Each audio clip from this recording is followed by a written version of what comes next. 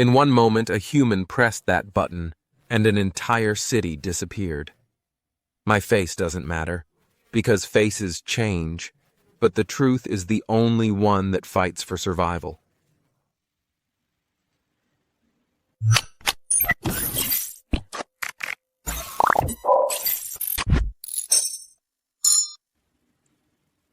This is not the story of a button, nor the story of a war. This is the story of a human being when he becomes the bomb.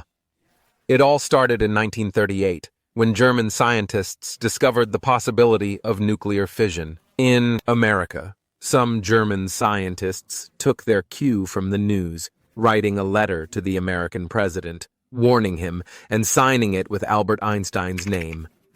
The race began. The Manhattan Project, thousands of scientists working in secret inside a closed city in the desert.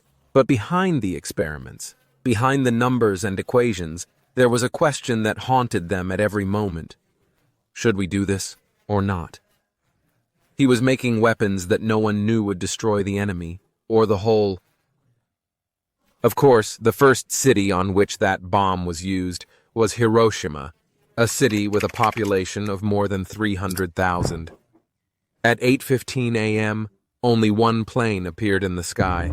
The weather was clear, no alarms went off, and the people were not afraid at all.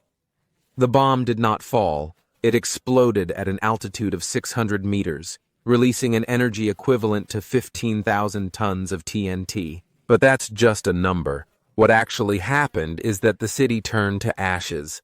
Only 43 seconds between the fall and the reaching 4,000 degrees Celsius. The light carved shadows of bodies on the walls. The pressure wave destroyed everything. People disappeared without a trace, and bodies turned into shadows on the walls. And this phenomenon was called the nuclear shadow phenomenon. The people who survived didn't really survive. Their bodies started to bleed, disintegrate, fall apart. A new disease appeared, radiation sickness.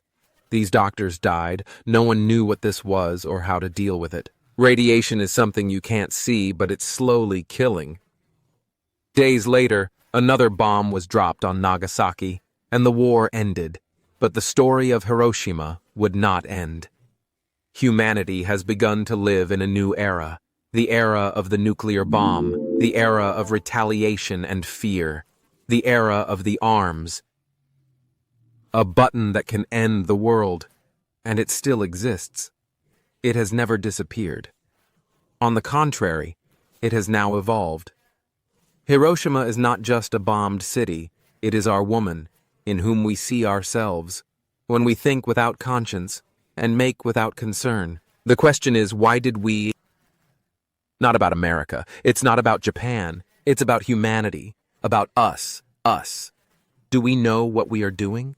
Are we responsible for the consequences of our genius? Or is each person responsible for his own condition? Today, there are more than 13,000 nuclear warheads around the world, a weapon that is not used, but exists only to remind us of what we have done. Hiroshima still asks us, have you learned, or will the future be worse? I am Demas King Men. And this was not an accusation, but a reflection on who we have been and who we can become. And if you think this story is over, let me tell you, the most dangerous stories are yet to begin.